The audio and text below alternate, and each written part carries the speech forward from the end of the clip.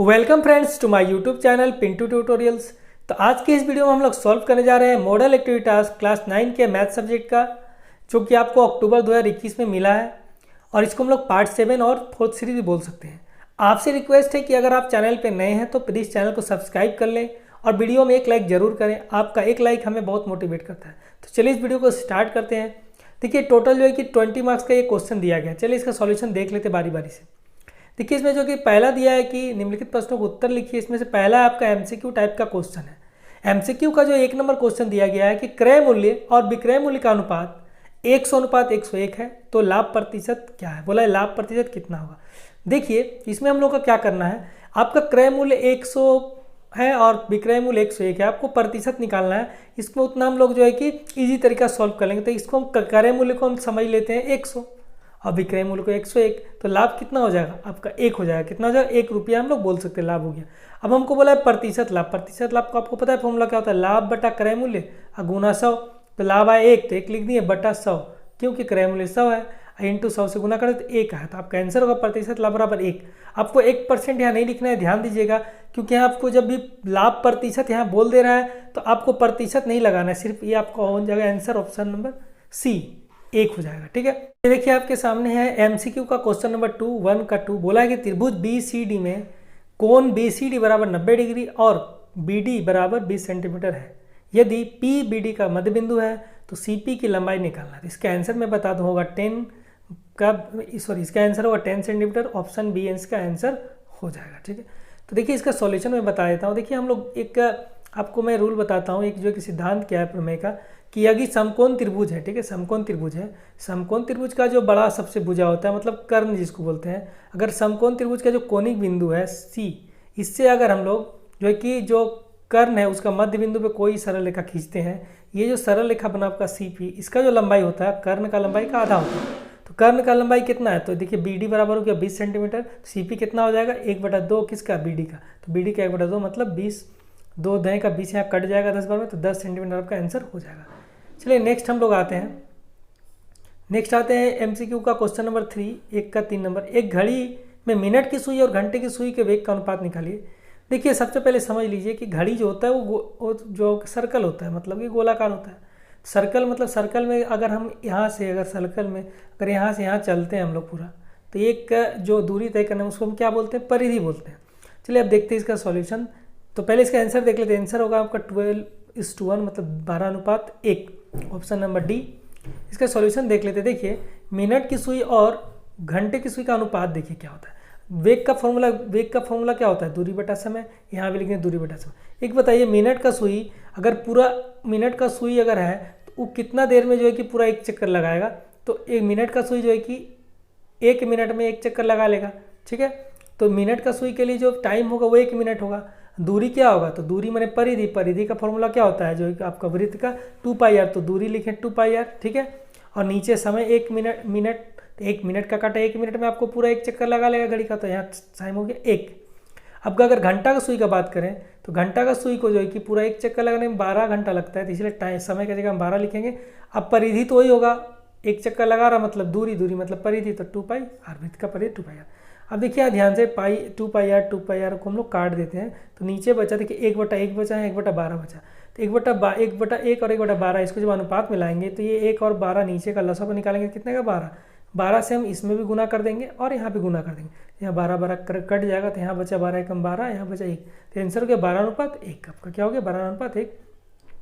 Next question वो देखते हैं। क्वेश्चन नंबर जो कि एमसीक्यू का क्वेश्चन नंबर जो 4 है, बोला एक और आकृति विभाजन तालिका, तो यहाँ आकृति नहीं होगा, सॉरी आवृत्ति होगा। क्या होगा, गलत हो गया, यहाँ होगा आवृत्ति। क्या होगा, आवृत्ति। क्या होगा, आवृत्ति। ठीक है, ये होगा आवृत्ति। अब देख क का जगह वह कर लीजिएगा, आवृत्ति होगा। ठीक है, आवृत्ति विभाजन तालिका में एक श्रेणी का मध्य बिंदु 77 है और प्रत्येक श्रेणी की लंबाई 10 है। तो निम्न सीमा निकालिए श्रेणी का। तो इसके आंसर में बता दूँ होगा ऑप्शन नंबर सी 72।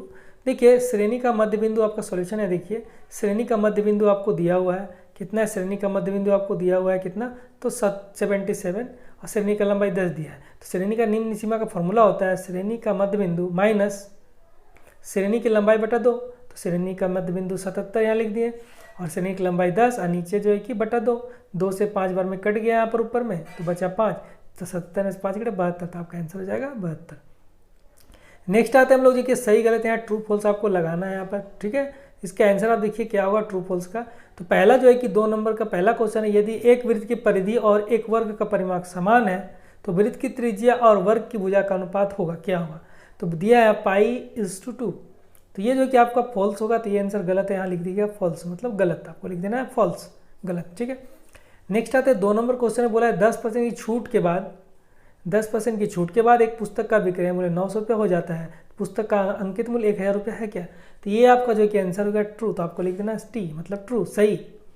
नेक्स्ट आते हैं क्वेश्चन नंबर 3, ट्रापीजियम के 2 गैर समानांतर भुजाओं के मध्य बिंदुओं का जोड़ने वाला रेखाखंड ट्रापीजियम के समानांतर भुजाओं के समानांतर होता है। आपका 3 नंबर जो होगा आपका सही होगा, मतलब ट्रू है, यहाँ लिखेंगे टी। नेक्स्ट क्वेश्चन आते हैं आपका 4 नंबर, किसी श्रेणी की आवर्ती और आवर्तियों के कुल योग के अनुपात को उस श्रेणी का आवर्ती घनत्व कहा जाता है। ये आपका होगा आंसर फॉल्स, क्या होगा फॉल्स। तो देखिए अब हम लोग देखते हैं कि लघु त्रिप्रश्न 3 नंबर में दिया है आपका, उसमें 2 क्वेश्चन दिया है 4 मार्क्स का। तो पहला क्वेश्चन है कि एक समबाहु त्रिभुज एबीसी का प्रत्येक भुजा का लंबाई दिया है कितना 8 सेंटीमीटर, AB और AC के मध्य बिंदु है P और Q है, PQ की लंबाई और कोण APQ का मान ज्ञात करें। देखिए इसका आंसर आपके बुक में दिया है पेज नंबर 125 में प्रयोग 1 में। तो यहाँ देखिए आप एक चीज़ ध्यान दीजिए यहाँ स्क्रीन पे कि आपको जो है कि त्रिभुज का 2 भुजा का मध्य बिंदु को मिलाने वाला जो रेखा है तीसरा PQ, उसका लंबाई निकालना है। उसका लंबाई क्या हो जाएगा, तो हो जाएगा 1/2 और प्रत्येक भुजा की लंबाई 1/2, प्रत्येक भुजा की लंबाई कितना है, हम BC अगर लिख लेते हैं क्योंकि सारा भुजा बराबर है, तो हो जाएगा 8 सेंटीमीटर, तो 4 सेंटीमीटर हो जाएगा, ठीक है। अब देखिए PQ और जो है कि BC क्या है, समानांतर है, PQ और ये जो है BC समानांतर है, ठीक है। समानांतर है, हमको निकालना किसका है, APQ कोण का मान, मतलब इस कोण का मान निकालना है APQ इसका, ठीक है।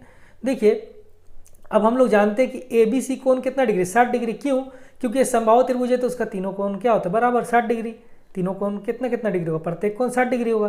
तो मतलब कि ये जो प्रत्येक कोण 60 डिग्री होगा, तो ये देखिए ये कोण और ये कोण दोनों एक जैसा है, इसको बोलते हैं संगत कोण। जब ये 60 डिग्री होगा आपका कोण ABC, ये कोण अगर आपका 60 डिग्री होती है, ये भी 60 डिग्री होती है, इसलिए हम लिख दिए APQ बराबर संगत कोण ABC बराबर 60 डिग्री, क्योंकि चूंकि ABC समबाहु त्रिभुज है। तो देखिए जो है कि 3 का क्वेश्चन नंबर 2 देखते हैं कि यदि एक समबाहु त्रिभुज की प्रत्येक भुजा की लंबाई चौगुनी कर दी जाए तो क्षेत्रफल कितना प्रतिशत बढ़ जाएगा, ठीक है। तो आपका इसका देखिए मैंने सॉल्यूशन कर दिया, आप ध्यान से देख के समझ लीजिए। तो पहले हम लोग मान लेंगे कि माना समबाहु त्रिभुज के प्रत्येक भुजा की लंबाई जो है कि x इकाई, तो x इकाई अगर माने तो समबाहु त्रिभुज का क्षेत्रफल कितना हो जाएगा, ऐसे हो जाएगा। देखिए आपको समबाहु त्रिभुज के क्षेत्रफल का फॉर्मूला होता है √3/4 इंटू भुजा स्क्वायर। तो भुजा स्क्वायर मतलब यहाँ भुजा मतलब एक x है, x स्क्वायर वर्ग इकाई, ठीक है। अब जो है कि भुजा की लंबाई चौगुनी करने पर, तो लिख दिए भुजा की लंबाई चौगुनी कर दी, मैंने 4 गुना कर दिया गया, तो प्रत्येक भुजा का लंबाई कितना हो जाएगा 4। पहले देखिए प्रत्येक भुजा की लंबाई कितना था x था, तो चौगुनी कर दिया तो कितना बढ़ गया 4x बढ़ गया, कितना बढ़ गया 4x इकाई हो गया। अब हम लोग फिर से जो है कि समबाहु त्रिभुज का क्षेत्रफल निकालेंगे। तो अब समबाहु त्रिभुज का क्षेत्रफल कितना हो जाएगा, देखिए √3/4 इंटू भुजा स्क्वायर, तो भुजा 4x हो जाएगा 4x स्क्वायर, तो 4 का square 16 x square 16x square हो जाएगा, ठीक है। तो आपका यहाँ हो गया 16 √3/4 x स्क्वायर वर्ग इकाई, आपका जो है कि क्षेत्रफल नया आ गया। अब देखिए जब क्षेत्रफल में वृद्धि हो गया तो नया क्षेत्रफल कितना है 16 √3/4 x स्क्वायर। अब पुराना क्षेत्रफल हम लोग का जो था देखिए ऊपर में, पुराना क्षेत्रफल कितना था √3, ऊपर में देख लीजिए यहाँ पे दिया हुआ है √3/4 x स्क्वायर। तो जो नया क्षेत्रफल से पुराना क्षेत्रफल को क्या करेंगे घटा देंगे हम लोग। तो घटाने के बाद देखिए आपको ये दोनों का लॉसअप कितना आएगा 4, तो 4 जब लॉसअप आया तो नीचे 4 से 4 कट गया, तो ये जो ऊपर वाला है पूरा का पूरा ये उतर जाएगा यहाँ, उसी से 4 से 4 कट गया तो ये पूरा ऊपर वाला उतर जाएगा। अब देखिए जब हम लोग यहाँ पर घटाएंगे तो 16 में से यहाँ कुछ नहीं आ गया तो 1 है, ठीक है, कुछ नहीं तो मतलब 1, तो 16 में से घटाएंगे तो कितना है 15 है, ठीक है। अब 15 √3/4 और x स्क्वायर यहाँ पर लिख देंगे वर्ग इकाई। अब क्षेत्रफल में वृद्धि देखिए कैसे निकलता है, क्षेत्रफल में वृद्धि प्रतिशत वृद्धि हमको निकालना है, क्या निकालना है प्रतिशत वृद्धि, ये वृद्धि था, अब प्रतिशत वृद्धि हमको निकालना है।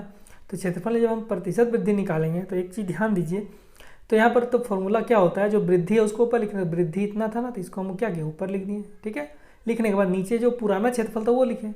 अब देखिए √3/4 कट गया, x स्क्वायर कट गया, तो बचा क्या 15 × 100 मतलब 1500।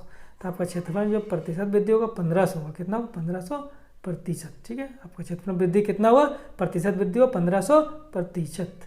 तो आपका आंसर हो गया यहाँ पे 1500% आपका आंसर हो जाएगा, ठीक है। तो क्वेश्चन नंबर 4 देखिए, क्वेश्चन नंबर जो 4 है उसमें आपको बोला गया है कि निम्न आवर्ती विभाजन तालिका का आयत लेखाचित्र अंकित करना है। आपको इस क्वेश्चन में श्रेणी दिया और आवर्ती दिया हुआ है, ठीक है। तो हम लोग कैसे इसको सॉल्यूशन करते हैं, देखिए आपको एक टेबल बनाना है, ये पूरा टेबल आपको बनाना है। टेबल बनाना है, इस टेबल का नाम आपको हेडिंग देना है आवर्ती विभाजन तालिका। इस टेबल में आपका देखिए ध्यान से, इस टेबल में आपका जो है कि 4 कॉलम होगा। पहला श्रेणी का कॉलम होगा, दूसरा श्रेणी सीमांत, तीसरा कॉलम होगा श्रेणी की लंबाई और चौथा कॉलम होगा आवर्ती का। अब देखिए श्रेणी तो क्वेश्चन में दिया हुआ, उसी को देख के हम लोग लिख देंगे। आवर्ती भी क्वेश्चन में दिया हुआ है, हम लोग उसको भी देख के लिख देंगे। लेकिन आपको मेन अब निकालना है 2 चीज़, श्रेणी सीमांत और श्रेणी की लंबाई। देखिए श्रेणी की लंबाई 1 से 10 है, मतलब ये दोनों का बीच का गैप 10 का है। तो सब श्रेणी का लंबाई का देखिए बीच का गैप 10 का, तो ये भी हमको पता चल गया कि श्रेणी की लंबाई कैसे आया। अब नेक्स्ट हम लोग देख रहे हैं मेन जो है श्रेणी सीमांत कैसे निकलेगा। श्रेणी सीमांत कैसे निकालना है, ध्यान से देखिएगा। तो देखिए यहाँ पर सबसे पहले आपको करना क्या श्रेणी सीमांत निकालने के लिए, ये जो आपका है पहला श्रेणी का जो, ठीक है, उच्च श्रेणी सीमा है आपका 10, ठीक है, और दूसरा जो श्रेणी है उसका निम्न श्रेणी सीमा है 11। तो 11 में से 10 को हमको क्या करना है, घटा देना है। 11 में से 10 को घटा देंगे, घटाने के बाद कितना आएगा, 11 से 10 1 आएगा। 1 को अब क्या करना है, 2 से भागा दे देना है, तो आएगा 0.5। तो बस यही करना है आपको क्या, कि जब निम्न श्रेणी सीमांत निकालेंगे, ठीक है, तो उसमें हमको क्या करना है, 0.5 को घटा देना है। क्या करना है, 0.5 को घटा देना है। देखिए तो 1 था, 1 में जब हम 0.5 घटाएंगे तो आ जाएगा 0.5। और जो उच्च श्रेणी सीमांत निकालने के लिए, ये जो उच्च श्रेणी है सीमांत है 10, इसमें हमको जोड़ देना है कितना, तो हमको जोड़ देना है 0.5, तो 10.5। उसी तरह देखिए सब में हम लोग किए हैं। यहाँ देखिए यहाँ पर 11 था, तो इसमें 11 में 0.5 घटाएं तो 10.5 आया। अब 20 में जोड़ दिए तो 20.5। ऐसे करके सारा हम लोग श्रेणी सीमांत निकाल लेंगे। तो देखिए हम लोग का आवर्ती विभाजन तालिका जो है कि कंप्लीट हो गया।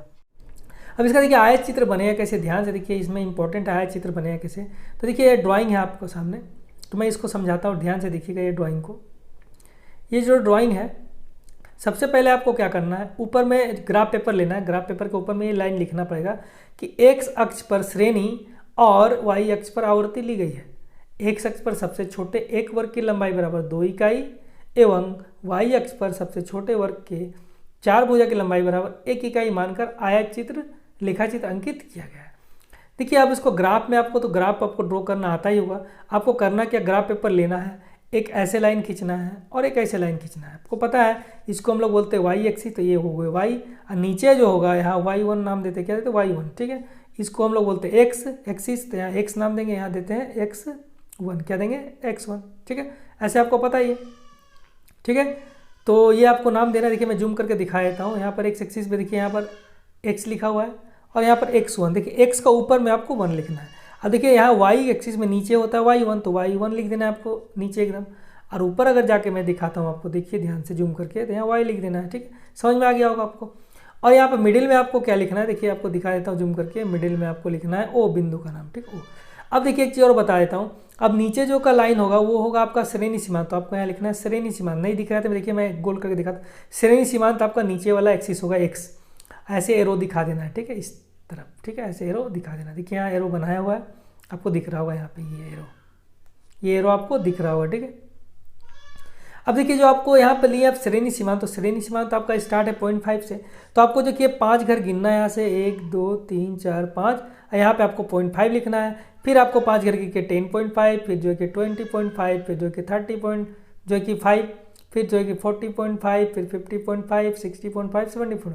यहाँ देखिए भूल से 6 लिख दिया, यहाँ पर होगा 5 होगा, क्या होगा 30.5 होगा, ऐसे आपको लिख देना है, ठीक है। अब देखिए, अब जो वाई एक्सिस है, यहाँ देखिए ध्यान से, अब वाई एक्सिस है, वाई एक्सिस में आपका नाम देना है आवर्ती, क्या नाम देना है, आवर्ती, ठीक है। और यहाँ पर भी ऐसे एरो आपको खींच देना है, तो मैं जूम करके दिखा देता हूँ। वाई एक्सिस का नाम आपको देखिए आवर्ती देना है, क्या देना है, आवर्ती नाम देना है, आवर्ती, और ऐसे आपको एरो खींच देना है वाई एक्सिस का बगल में।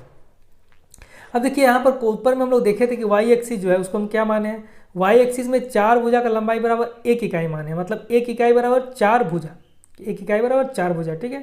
तो एक बात बताइए, अब हमको जो आवर्ती ड्रॉ करना है, पहला आवर्ती 8 है, फिर 3 है, मैं एक तो आपको समझाया, तो 8 पहला आवर्ती कितना है, पहला आवर्ती जो है कि 8 है।